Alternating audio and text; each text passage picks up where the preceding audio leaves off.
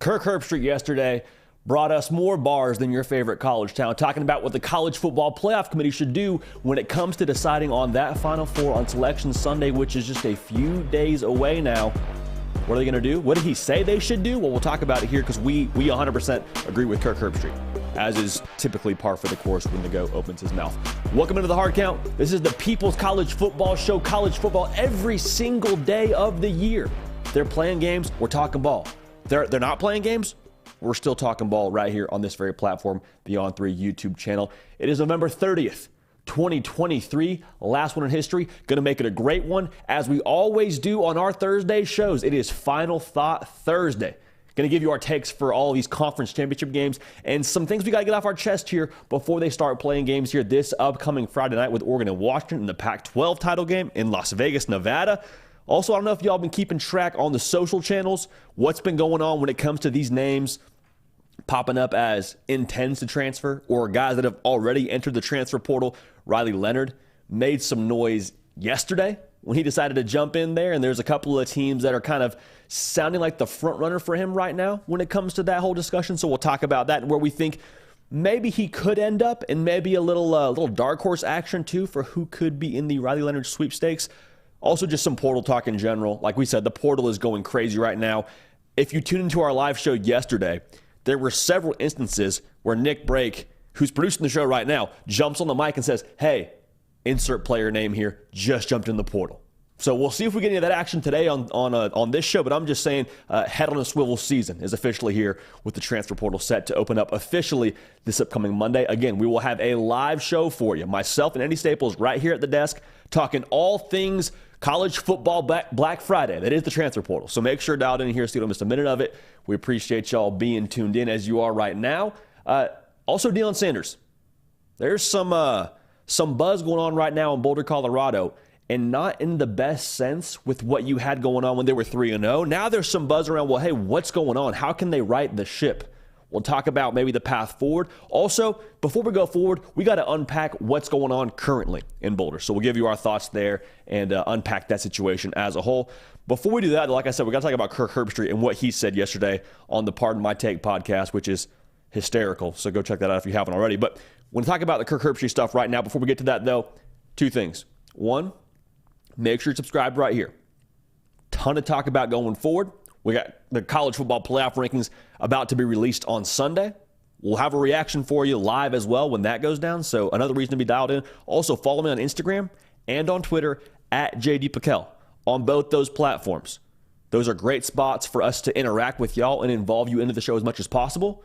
And whether it's us putting out a tweet and asking a question that we want to include y'all's take into the show, whether it's a question and answer period on a Friday afternoon, whatever it is, those are both great spots for us to interact. Also, a great way for us to get y'all some other content on those platforms that we don't do necessarily on this YouTube channel. So, we got a great day lined up, got a great show lined up, about to attack it in full force. The final thought Thursday of this full college football slate that is conference title weekend.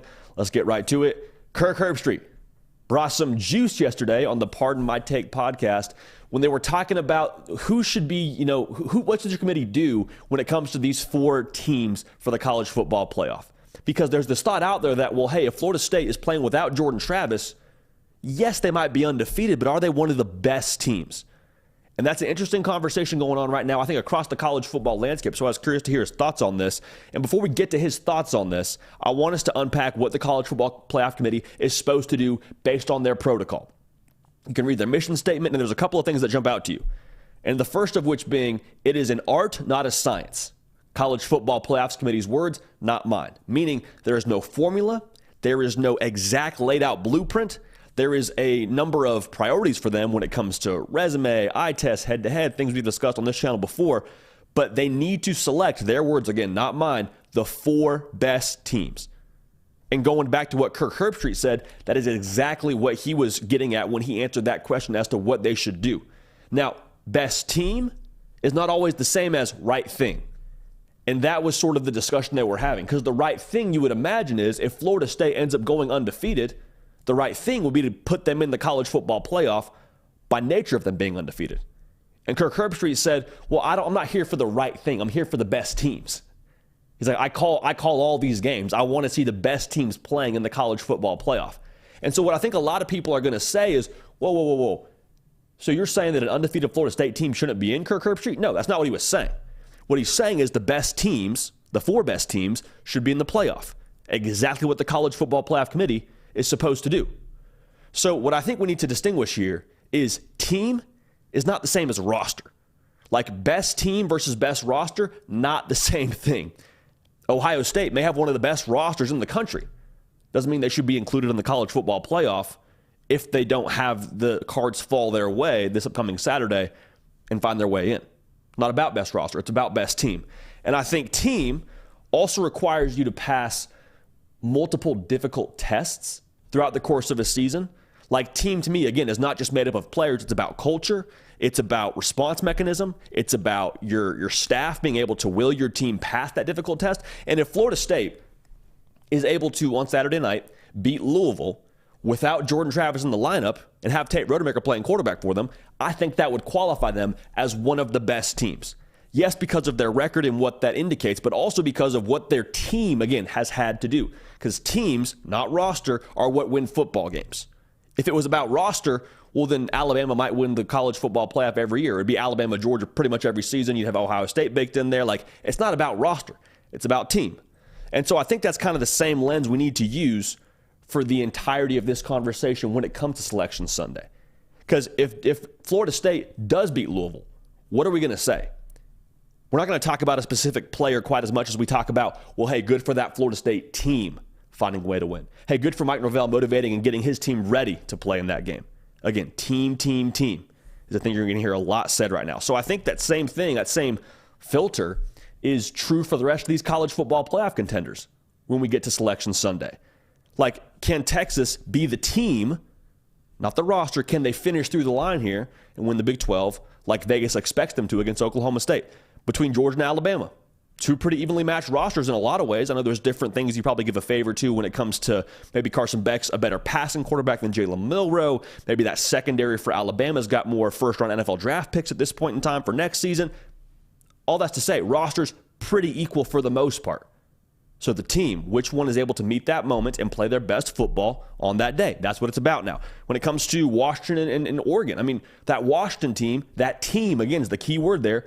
They're going to have to get up and play and find a way to beat a top 10 Oregon team, not once, but twice now.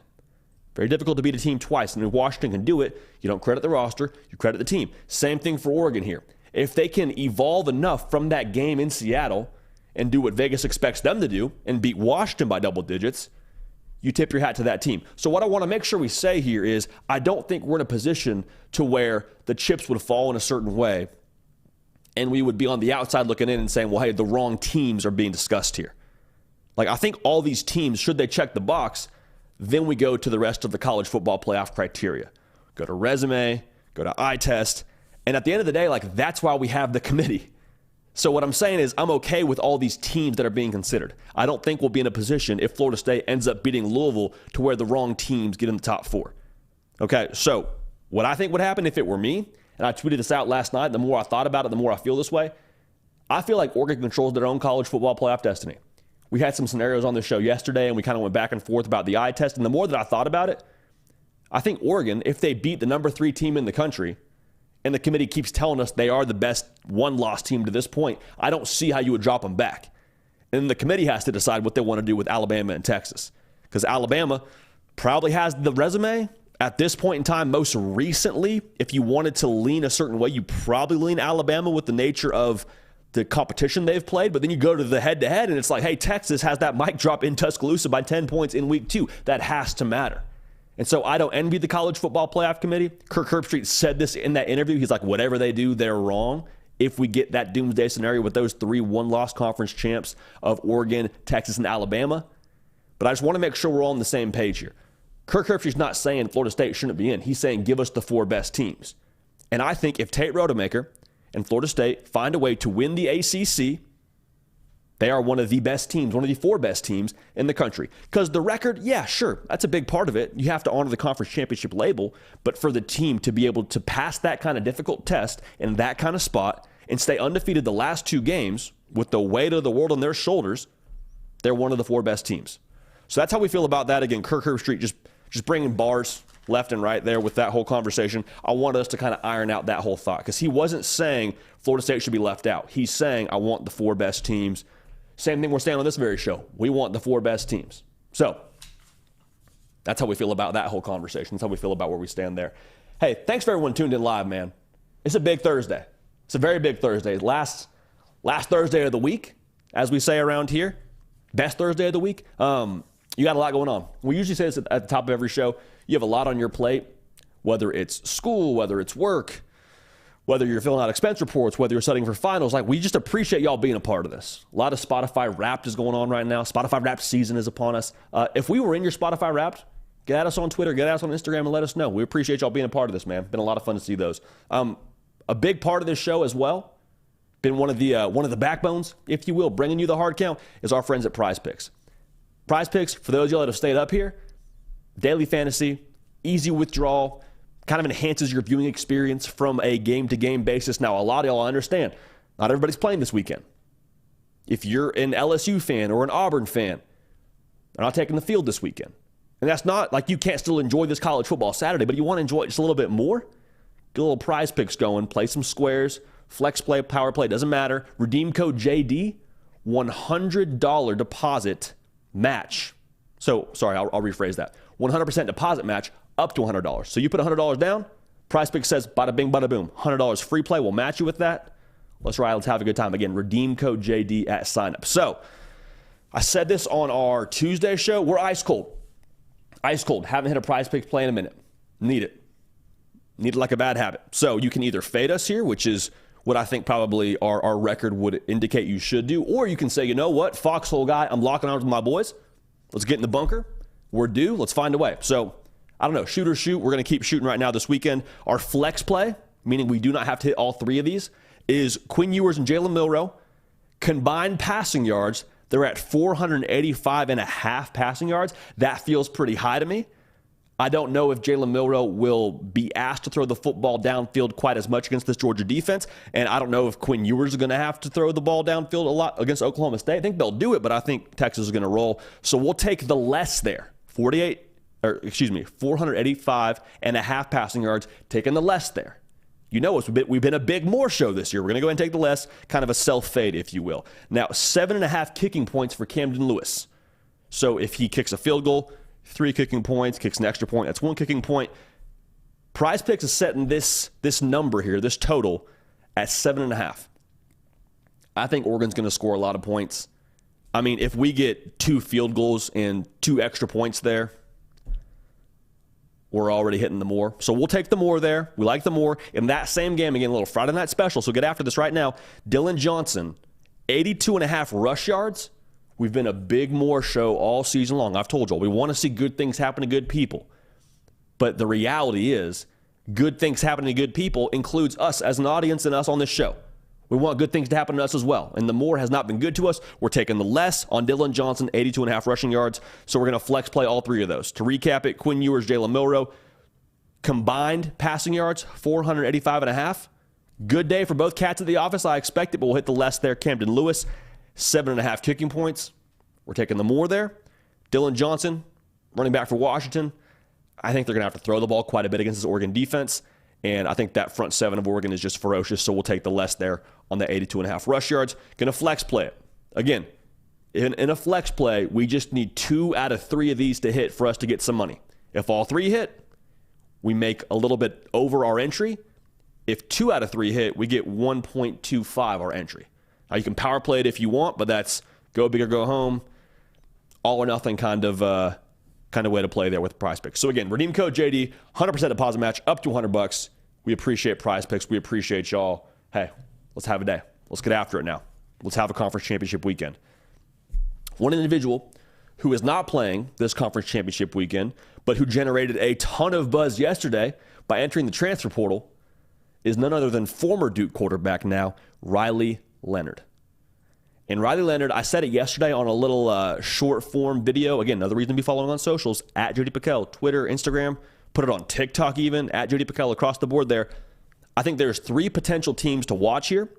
And those 3 teams, both of which I think have been mentioned the most We'll get to it here in just a second. I want to make sure we say this. Whoever lands Riley Leonard is landing a first-round caliber NFL quarterback.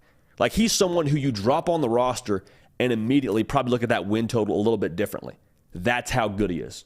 I mean, we've seen how dynamic of an athlete he is. There's footage of him in high school doing like crazy windmill dunks. Dude's a freakish athlete. Also has a hose for an arm. So that's kind of where we stand right now. The school that gets the most buzz around him right now and probably feels the most confident is Notre Dame. And this makes a ton of sense. There's a proof of concept last year with Sam Hartman transferring from Wake Forest, playing in that pro-style offense. You would imagine he helped his NFL draft stock. You've seen a quarterback be plugged in there, have success. If I'm Riley Leonard, I'm saying, yeah, I like the way that looks personally. Now, what I just said, playing in a pro-style offense, the importance of that statement cannot be overemphasized. Like, the fact that he could be in a system that an NFL team can say, well, we run that same kind of thing, come and play for us. One, it helps probably your draft stock, like I said. Two, it probably helps the transition for Riley Leonard when he does go to the NFL. So you have to imagine that's attractive. Also, this is kind of a cherry on top, another academic institution in Notre Dame. So probably not a ton of extensions coming your way when it comes to being able to get some more time on that assignment after a big win. Unfortunate, but I mean, the dude reads, all right? Big brain guy. You would have to imagine that would be a nice little added bonus for Riley Leonard. Now, what it means for Notre Dame, if they were to land Riley Leonard, this is Marcus Freeman once again pushing the envelope, doing what is true to his mantra within his football team and saying we're going to challenge everything. You could go back to your depth chart and say, okay, I want to develop some guys, got some young talent in that quarterback room. Maybe we go with them. He's saying, no, go on proven commodity. We want to win right now. That is the standard at Notre Dame. We're going to find a way to get that done. We're not settling at the quarterback position. So I think you got to credit Marcus Freeman a ton if that's the way they end up going with a Riley Leonard. Now, Auburn is the other school that gets mentioned a lot for him right now. Riley Leonard is from the state of Alabama. He grew up, or rather played high school football about 4 or so hours drive time from Auburn in Fairhope, Alabama. And the thing here is Philip Montgomery and Hugh Freeze, their offense in itself, I think, plays pretty well to his strengths. Kind of a dual threat RPO guy, can hurt you with his legs, which he would be able to do in that Auburn offense. He has a better arm than what Peyton Thorne brought to the table a season ago. He'd be able to get into spring football and be able to probably get a better gauge for the system than Peyton Thorne had last year after missing spring football. So there's that. Again, I'm assuming that'd be the case with him already being in the portal right now.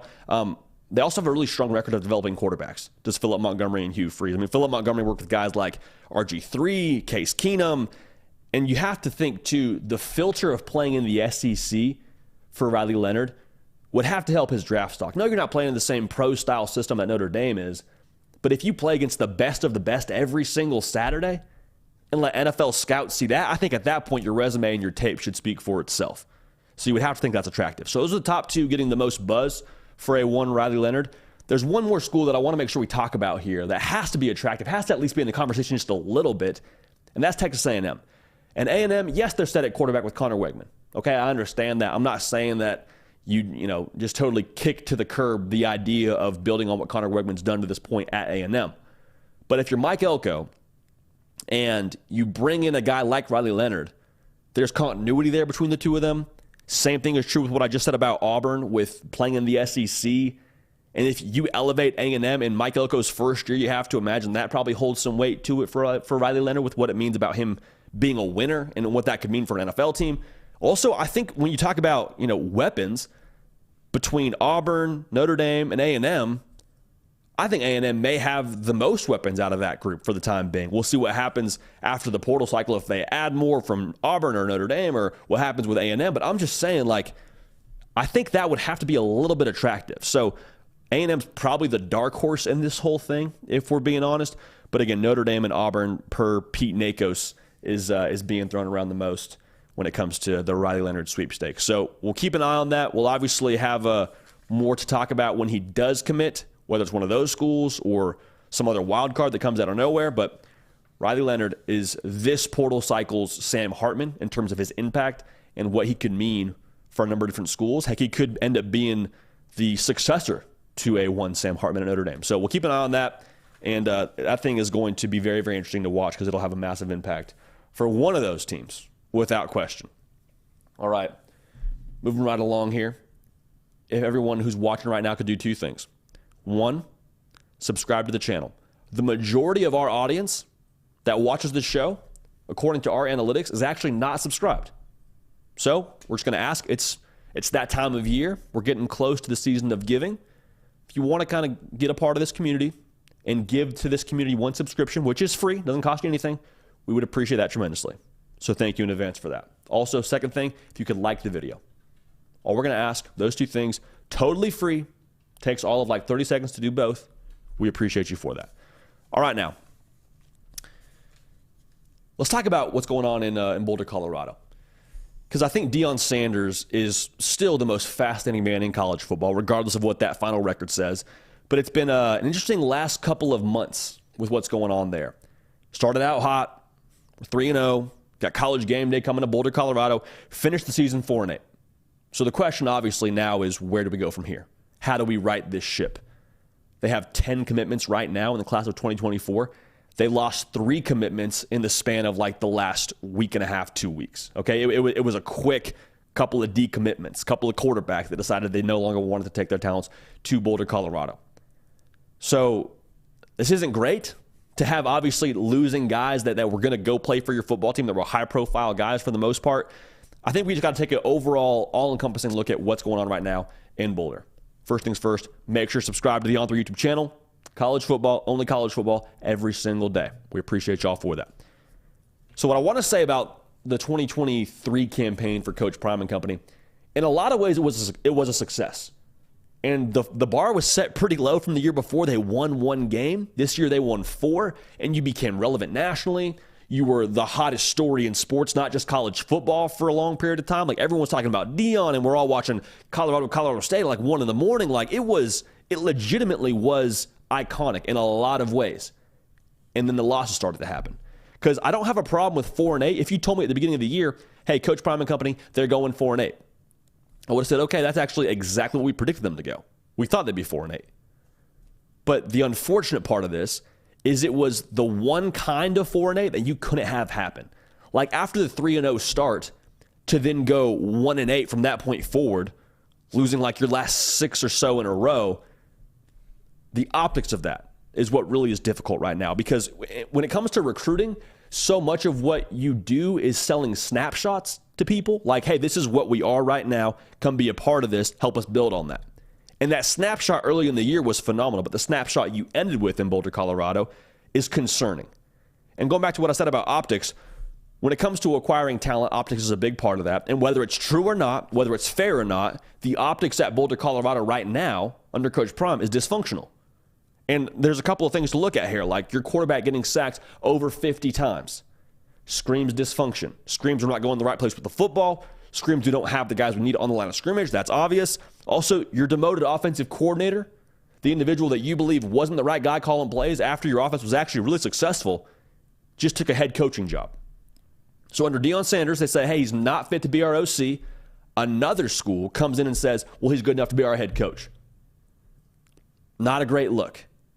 Not a great look. And the cherry on top of all of that, like, there have been reports now about lacking coverage with insurance for some of these players. Again, screaming dysfunction. And dysfunction is like recruit repellent. It makes people nervous. Like, that's kind of where we stand right now with Colorado. The whole thought around this year, the whole thing that they built up from that 3-0 start was some trust, some rapport that, hey, this thing is headed a certain direction under Deion Sanders. Hey, you're going to come here and have a ton of national attention. We're going to win football games. And they still might do that. Again, they won more football games than they did a season ago. In a lot of ways, you can call this year a success, but the optics you're left with after this season make it a thing where, yes, you covered some ground, but I still think you're at square one if you're Coach Prime and company. Because the plan was, hey, win a lot, win enough, rather, make a bowl game, be able to have something you can put forward from an optics perspective and a snapshot perspective to these recruits.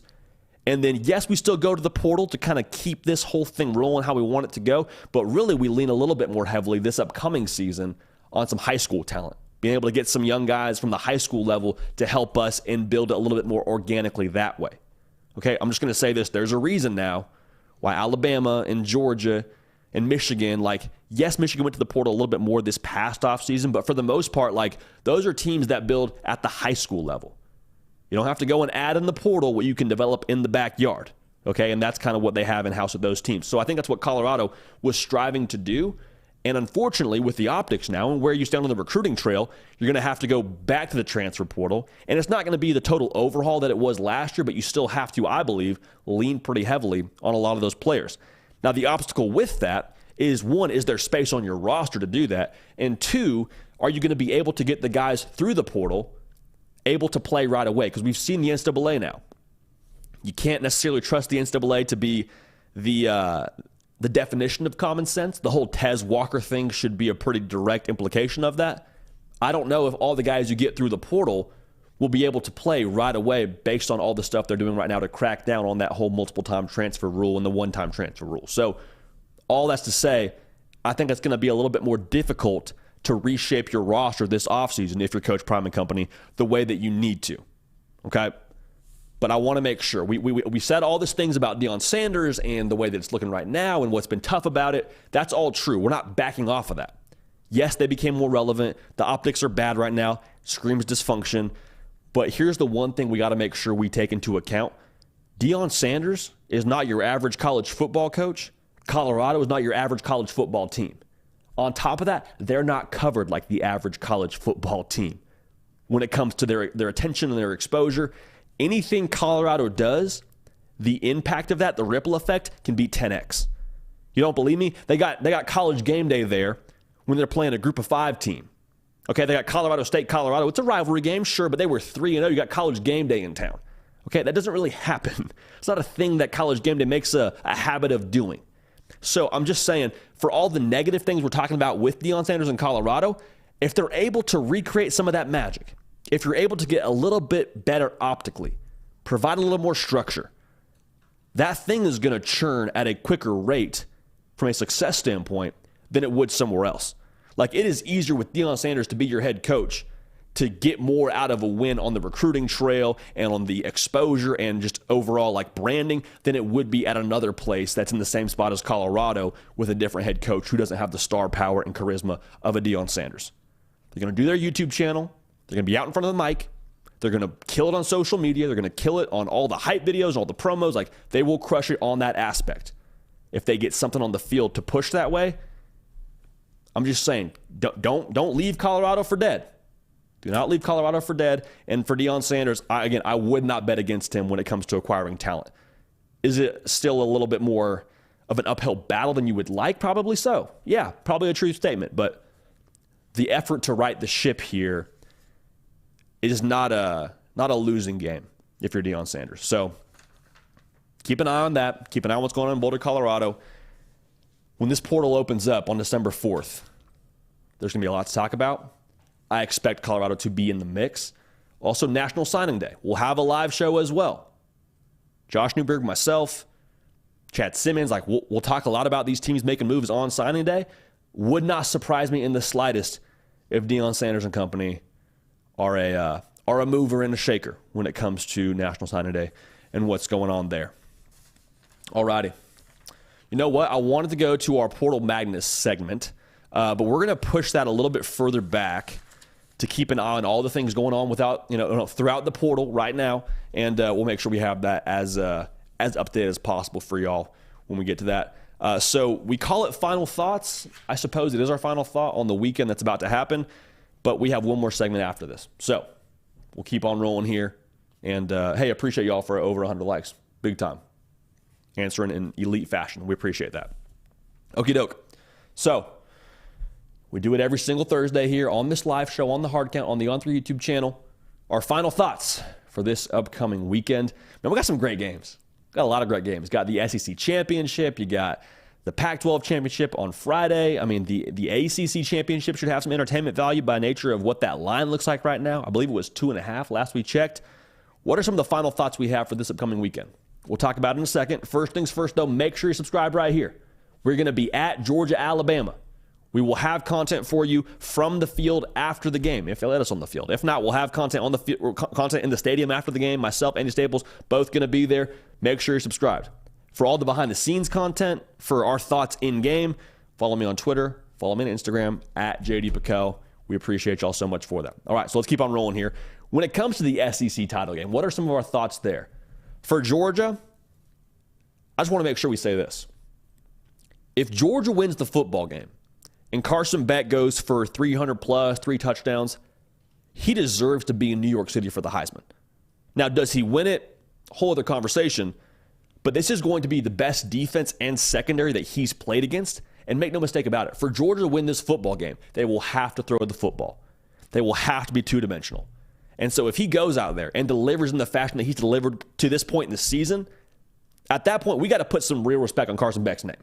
We've been talking great about him on this show for a minute now, but it feels like by nature of all the 5 stars he's surrounded by and the fact that he doesn't do it in the same kind of flashy way with, throwing back across his body and making, no-look passes like Patrick Mahomes, for some reason we kind of discredit Carson Beck. Dude just steps out there and is productive every single Saturday.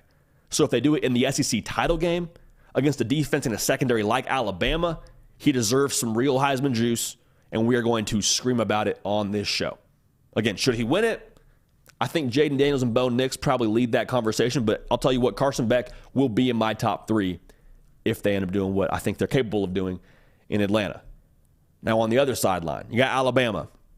And there's so much talk around Jalen Milroe, and deservedly so. I think he probably is the most impactful player in this entire game because of how much Alabama is going to lean on him to make some plays throughout this football game. But when it comes to the most important position, the most important position in this game outside of Jalen Milroe is that safety position for Alabama. You got Caleb Downs, Jalen Key, Malachi Moore, and a big reason for that, for Georgia to win this game, they're going to need to be multiple offensively, and them being multiple offensively starts with taking advantage of that safety group because they're going to do a lot of window dressing with jet sweeps across the formation. They're going to try and mess with the eyes of the second and third level of that defense, so staying disciplined is one part of it. 2, being able to fill in run support. Kirby Smart talks a lot about wanting to get to that second and third level of a defense for his running backs, being able to get downhill. That falls on the safeties. Being able to diagnose quickly, trigger quickly, tackle with effectiveness and with a fair amount of security and insurance, like that's going to be crucial for Alabama. Okay? Other part of that, being able to play well in pass coverage is enormous, but based on what Mike Bobo does, again, going back to the pre-snap movement and the shifts and the window dressing, they're going to do a lot schematically to try and throw Alabama off their game, like we saw Texas do in week 2. It's going to fall on these safeties to sort that out pre-snap, during the play. Like, it's going to fall a lot on these guys to be able to, I guess, diagnose that. It's probably the right word to use there. Now, lastly, we know this with Georgia. They're going to lean pretty heavily on their tight ends. Brock Bowers, Oscar Delp. I wouldn't be surprised if we saw Lawson Lucky get some snaps here. The matchup there is the safeties. Like, for Caleb Downs, I understand he's a true freshman All-American for us here at On 3. I think he's going to be one of the best of all time in Tuscaloosa when it's all said and done. You need him to be able to play like a fourth-year senior, like he has all year. Fourth-year senior, fourth-year player, senior, whatever you want to say.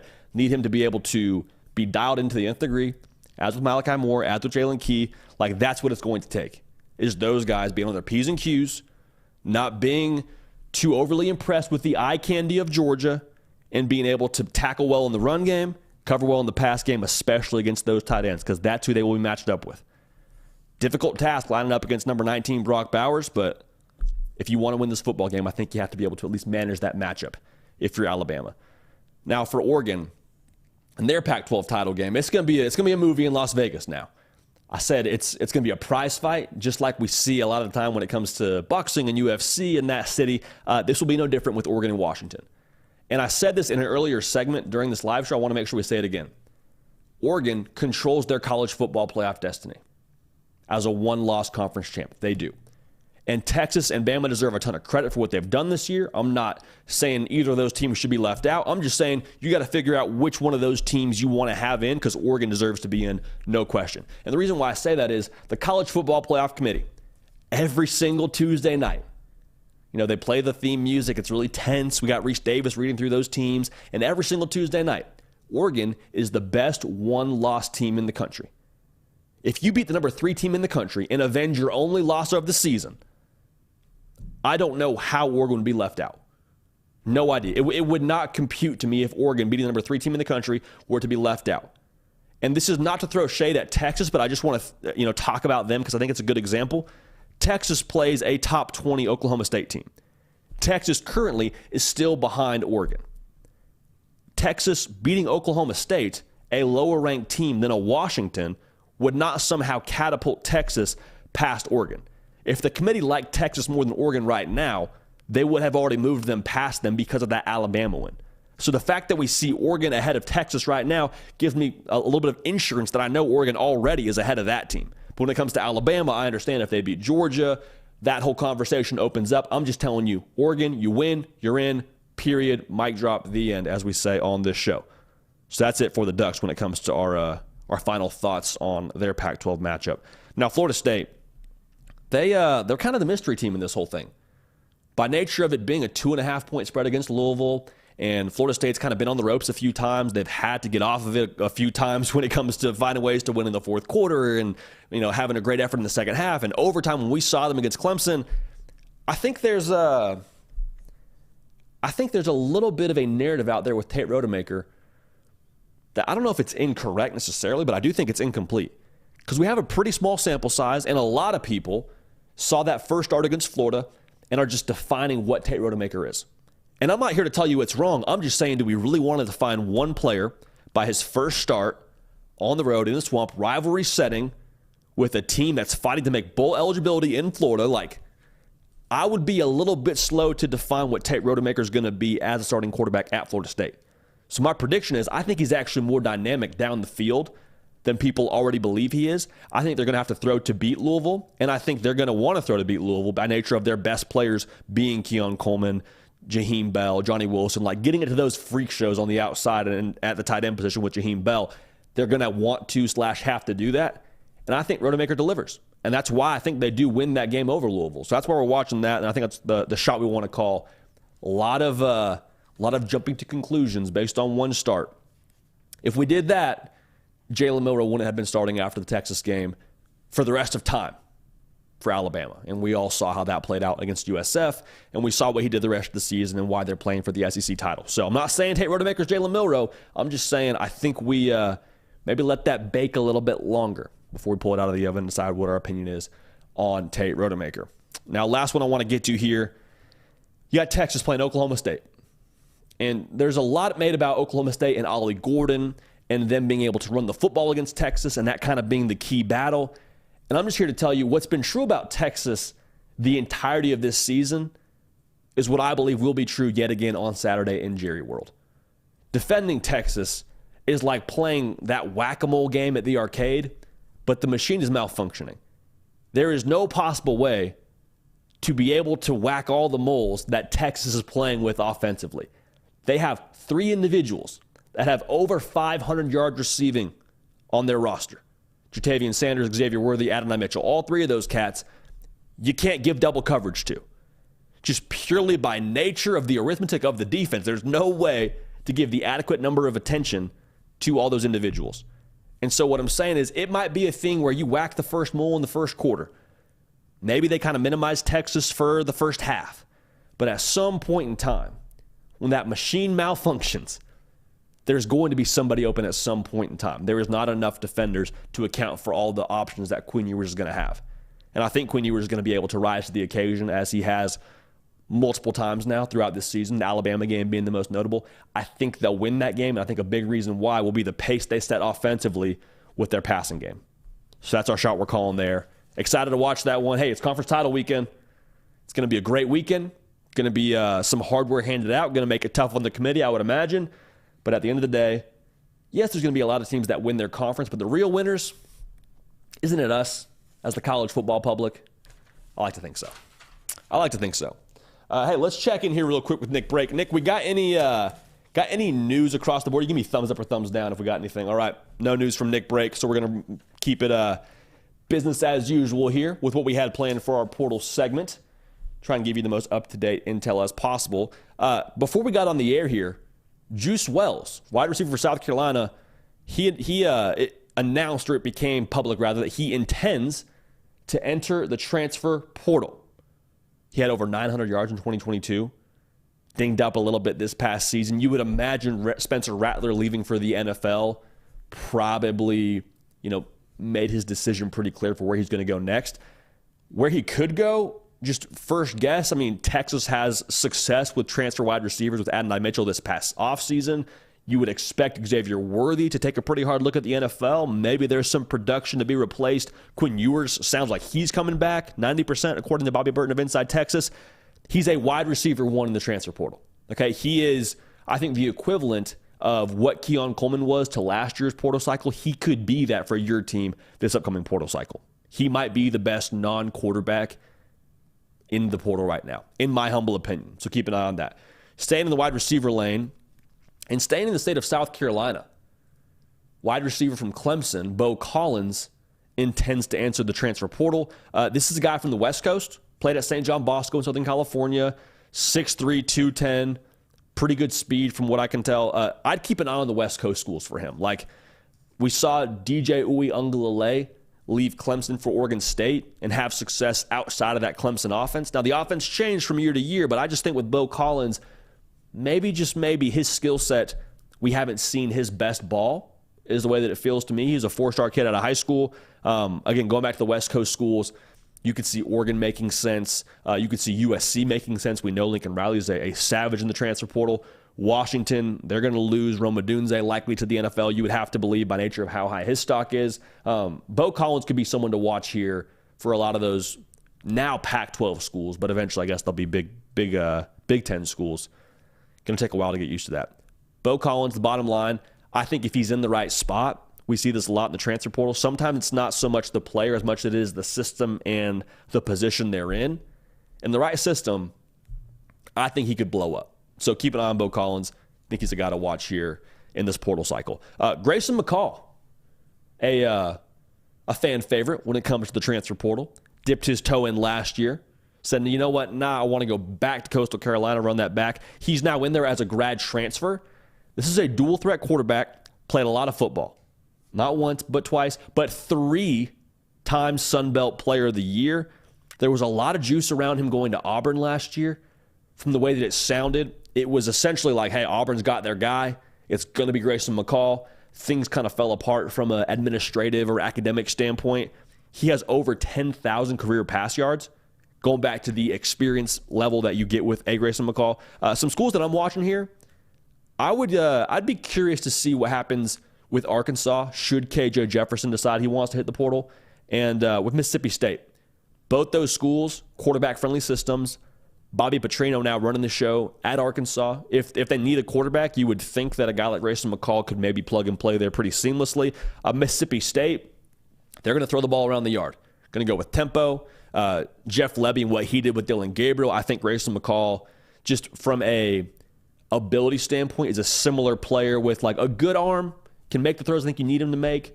Grayson McCall, a little bit bigger in stature than Dylan Gabriel, but still has that dual threat ability.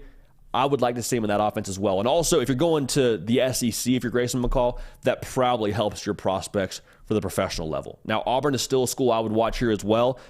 We talked about it earlier in the live show. Riley Leonard is in the transfer portal.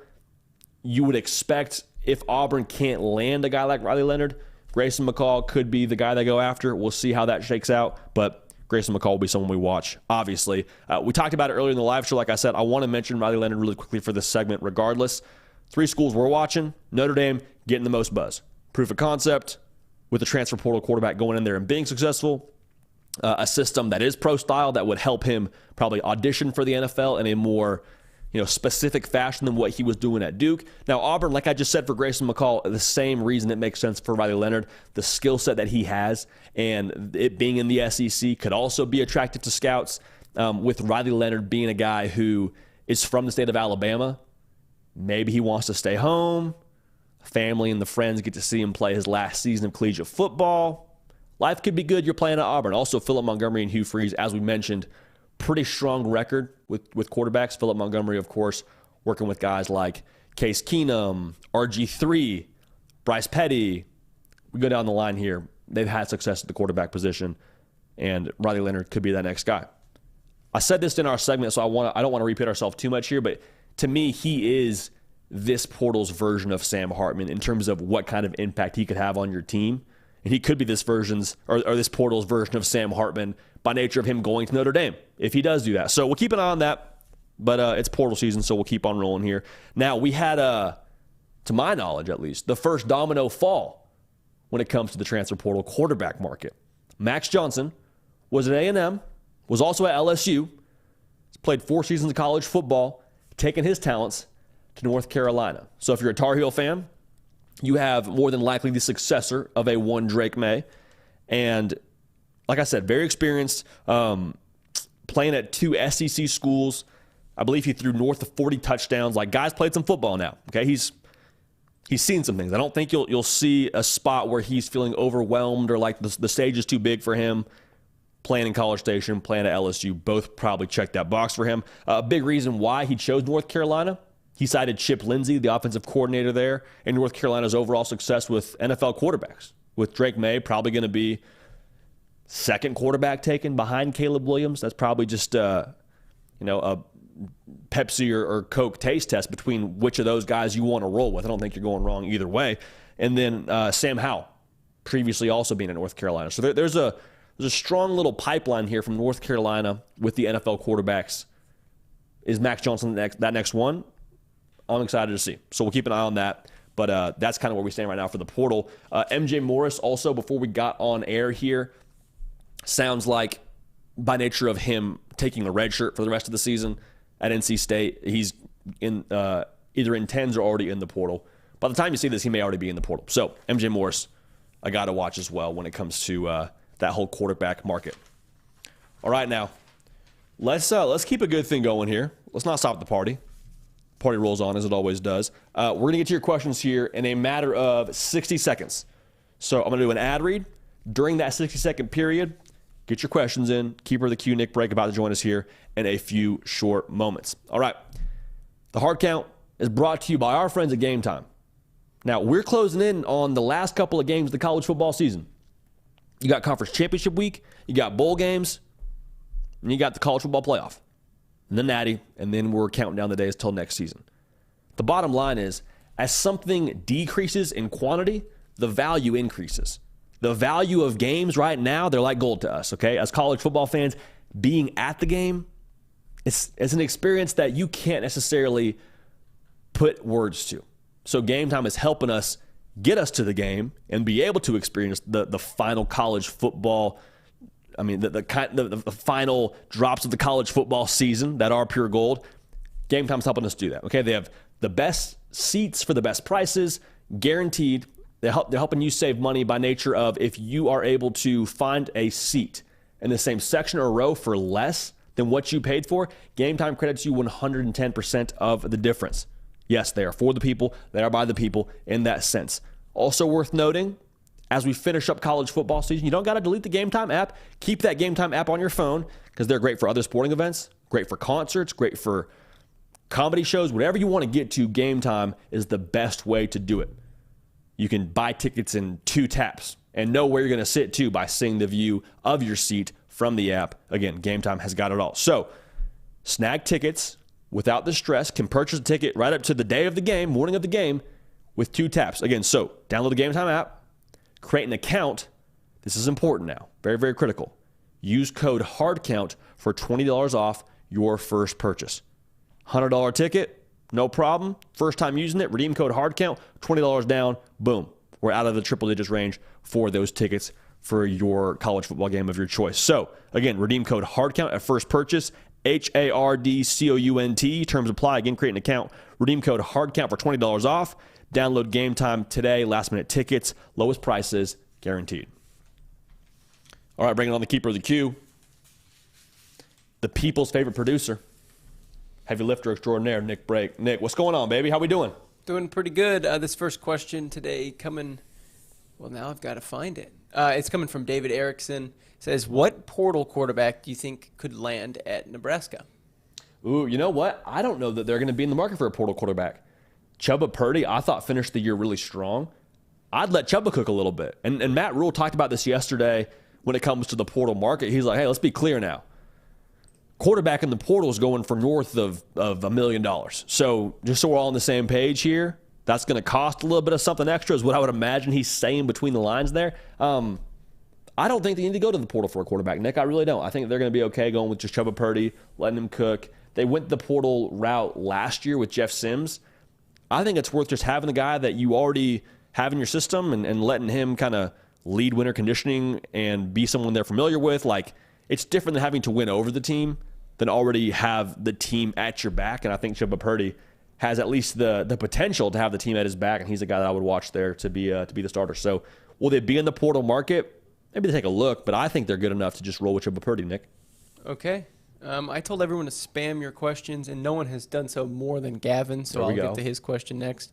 JD, Jace McClellan has missed 2 practices this week. How does that affect Bama's run game if he can't play or if he's limited? So I think Jace McClellan, obviously it's a big loss by nature of him, being your guy for the duration of this season. If he can't go, that would be the case. But if he can't go, I think you're still dependent on Jalen Milroe to run the football for you and kind of be your explosive play guy. Not to downplay Jason McClellan's impact, I think it would be a thing where you kind of lose that complement that would be as effective as a Jason McClellan was. Now, the stable's still deep at Bama. Don't get it twisted. They still got some good backs there, but I wouldn't be overly concerned to the degree where I think it changes the outcome of the game. Has an impact for sure, but again, I think Jalen Milroe is still the person who holds the palm of the game in his hand for the Alabama Crimson Tide this weekend. Okay. This next question coming from Jared Stidham, who says, yes, I am in fact Jarrett Stidham's evil twin. There we go. He says, what needs to happen for both Oregon and Washington to make the college football playoffs? JD, Man, I don't know. Jared brought the juice yesterday with his playoff scenario, and I think he was pretty close with. Let me see if I can remember it accurately. So Oklahoma State has to beat Texas, and this is a dangerous game doing this on air, trying to figure it out all verbally. Oklahoma State has to beat Texas. The Big 12's out of it. I think Iowa probably. I don't know if Iowa has to win because they probably lock up a spot either way. Does Michigan if they can have some dominoes fall their way with Texas losing? I think Florida State probably has to lose. So if Oklahoma State wins and Louisville wins, to me, that opens up 2 spots. The winner of the Pac-12 title game is already in. I'm trying to make sure there's nothing I'm missing here, Nick. To me, that sounds like the best way to go about it. And if you had Georgia win, too, that probably helps you so you don't have the whole, 1-loss Georgia in there. I think if you have Georgia win, Michigan win, Oklahoma State win, and Louisville win, and then you have that would happen. Oregon win, 1-loss Close. Washington. Field goal. If won by a field goal. Yeah. If Washington gets beat by a couple of scores, they're done still. But Yeah, eye test is crucial. that actually is possible. I think that's possible. I think really it's do. also possible that Alabama and Georgia can't both make it, I don't think. Because Alabama there wouldn't be a lot of spots. But yeah, I think that's actually possible. Cool. That's awesome. That's where I sit with that. But yeah, Alabama would scare you if it's a thing where Georgia would scare you if it's a thing where Alabama walks off by 3 points, Washington gets throttled by Oregon, and then you have a 1-loss Bama sitting there, a 1-loss Georgia sitting there, who's a non-conference champ with their resume. So that could get sticky. Georgia win, Michigan win, what we just unpacked there, I think is a pretty fair analysis. What do you think, Nick? I think so. Yeah. Yeah. Okay. I didn't think that was possible when I first asked it, but yeah, that could happen. OG Gary. Anything is possible, huh? No, I didn't at first. No, I say anything is possible. Anything. I guess anything can. Like be Kevin possible. Garnett says. Yeah, exactly. The star of Uncut Gems. Star of Uncut Gems. That's a deep cut by you right there. It is. That's a good one. Great movie. OG Gary.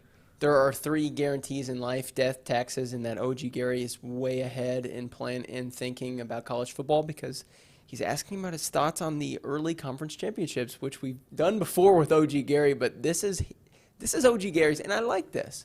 ACC Clemson, SEC LSU, 12. The Big 12 will be Utah. I think that's going to happen. Listen to this: Big 10, Oregon or USC, national champions, the LSU. He's an LSU and a Utah fan, so I think that might be skewing it a little bit, JD. But I like the what thought do you think? process. React to OG Gary's picks; they're pretty good. Couple of questions I would have. what happened to Georgia? What happened to Carson Beck? Did Carson Beck come back? Did he go to the NFL? Because with a Jaden Daniels-less LSU and the way that defense looked this year, I have concerns about LSU personally. I like the Utah pick out of the Big 12. Think that makes sense. With the Big 10, I like Oregon. USC, man, I don't know what's going on with USC defensively. We'll see what happens whenever they hire their DC. I'm also not 100% sure about who's playing quarterback for them after Caleb Williams leaves. Do they test the portal waters and try and get another portal quarterback? There's a couple of questions I have about USC. Michigan, I don't expect to fall off tremendously. We'll see what happens with Jim Harbaugh. Ohio State will be out for blood. So the Big Ten's pretty murky. ACC is taking Clemson. That's curious to me. We'll see what happens with this portal cycle with Florida State and if they're in the running. Clemson will be out for blood, though. Clemson will be. Tyler from Spartanburg was probably the straw that broke the camel's back in terms of sense of urgency. If they needed any more, they have all of that and then some. I have concerns about Clemson, Nick. I'm hearing a side from you. It feels like you're out on Clemson. True, untrue? I'm always out on Clemson. Okay. That's fair. You have every right to be out on Clemson. Absolutely. But I don't know. I think the ACC could be wide open next year. It very well could be. It very well could be. Well, this is a good question from Nick H. He says, JD, could Alabama be their own downfall due to the gradual decrease in discipline over the years? Penalties and turnovers are each way up, while Georgia has gradually improved on those two things. So he's not wrong here when it comes to those penalties, at least. At least last season, pass interference calls were just left and right for the Crimson Tide. It's tough to say it's their downfall because I think you got to treat each team differently. When you see a trend of something, we probably need to dig a little bit deeper into that. Because I don't think Saban's lost his fastball. I don't think that Alabama is somehow on this massive decline. I think Georgia just, quite frankly, has been tremendous in all the areas they need to be tremendous in, with acquiring talent and with having the right coordinators in place and just kind of reloading and rebooting that machine every single offseason. So I think you probably give more credit to Georgia than you take away from Bama. To me, Bama's still Bama. Saban's still Saban. Are they reeling off national titles the way they were a couple years ago? No, but I still think that they're one of those formidable forces in college football, and it's going to take a lot for us to ever count them out on this show. I'll just say that. I think they are. I mean, just the operation that Saban puts in place every single year. The coordinators change, the personnel changes, but what do? They recruit really well, and they somehow, some way, get all those coordinators on the same page for like a year and a half, 2 years, 3 years at the most, and they win a lot of football games. So as long as there's talent in Tuscaloosa, I think they're in good shape, and they're going to be talent in Tuscaloosa for a while based on their recruiting classes. JD, this next question is from Joshua Hinkle. Say you're a fan base of an SEC program that doesn't perform well, but you want to see them make the playoff. So let's just put yourself in the perspective, maybe a Kentucky, maybe even a Vanderbilt. Would we have a better shot, and those are ones that I came up with, it could be different. Would you have a better shot of dropping down a group of 5 to one of those schools and winning out, or should you stick it out in the SEC? Obviously, this is hypothetical, JD. Nick, I'm not going to lie to you. My attention was taken there. I want to answer that question, but on top of that, DJU. Did it just Uiagalelei. I didn't get a text. Plans to enter the transfer portal. Okay, we'll get to that. Plans to enter the transfer portal. So if you don't mind repeating his question really quick, I'll get to that. And then we'll jump into the segment. How's that sound? Yeah, you want to go with DJ first? You know what? Let's answer Josh's question. Okay, sounds good. Josh said this: say you're a fan base of an SEC program that doesn't perform well, but you want them to make the playoffs. Would you have a better shot of dropping down into a group of 5, such as Sun Belt or something like that, or would you just have to suck it up and hope for a good year? I think if you suck it up and go for a good year, that's a great way to go about it. I mean, dropping down into a different conference, in my mind, actually makes the window smaller to making the college football playoff, because there's going to be that 12-team deal going on, so there'll be a lot of at-large bids up in the air. Winning the SEC obviously is more difficult than winning the Sun Belt, but I think winning the Sun Belt, making the playoff, if you don't win the Sun Belt, becomes nearly impossible from where I'm sitting. So making the college football playoff and winning that conference, it's still tough to win a conference. I mean, only one team does it every single year within the Sun Belt. So in that way, I think your odds just statistically are better to try and make the college football playoff being in the SEC. So that's how we feel about that. Hey, Nick, this lower third, I believe, it says he's entered. So let's not throw that up there. Let's go into post here, and we'll get a different lower third for us that says plans to enter. So we can just riff on some DJU right now. Sound good? Yeah, I'm waiting for you, man. Hey, that's what I love. That's what I love to hear. All right.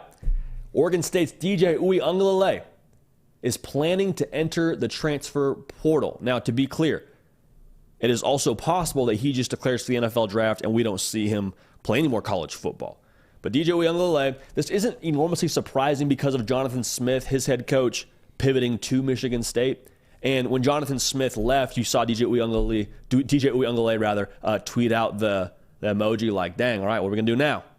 And so with him pivoting, one ton of experience is what you're getting if wherever he ends up going. Like a quarterback who is, I think he's probably proven that he wasn't the only problem at Clemson. Now, his Clemson days, did they go how he wanted them to go or expected them to go?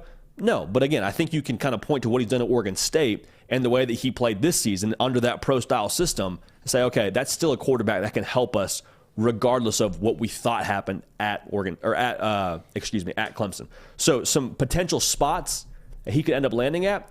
Pete Nakos, frustrated on 3, is just crushing all the portal coverage. So 1, follow the On 3 social accounts. 2, follow Pete Nakos because he's going to keep you dialed in for all things portal as well. Also subscribe to the channel right here. We'll keep you in the know for all things transfer portal as well on top of that. But some places that Pete Nakos feels good about or some things that he's maybe keeping an eye on for DJ Uiagalelei. Couple of schools here. Florida State is a school that has been known to be transfer portal U, quite honestly, the last couple of seasons, or at least one of them. And they have a proof of concept there. Jordan Travis was actually a transfer portal quarterback from Louisville, and now is a Florida State living legend, if you will. They also have had success with other players outside of the quarterback position. But like, if there's somewhere you got to feel good about if you're a transfer portal player, being able to hit the ground running, be developed, have success at a new spot, Florida State seems like there's nothing really to look too deeply into besides maybe where you stack up next to Tate Rodemaker and how they feel about him in that quarterback room. So Florida State could make a lot of sense. Also worth noting, they play Clemson next year in Tallahassee. Just chew on that for a little bit. Oregon was the school that comes to mind probably the first when you talk about DJ Uiagalelei. And yes, he'd stay in the state of Oregon. Yes, he's a West Coast guy. But his brother, Mateo Uiagalelei, plays for Oregon currently. Family, obviously extremely important for DJ by nature of how he posts on his social accounts. And Oregon is going to need a quarterback next year.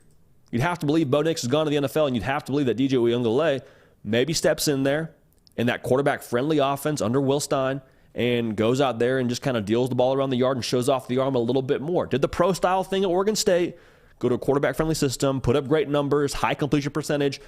Maybe helps his NFL hopes if he doesn't declare this year. Now, one more school getting thrown in there from Pete Nakos is Louisville.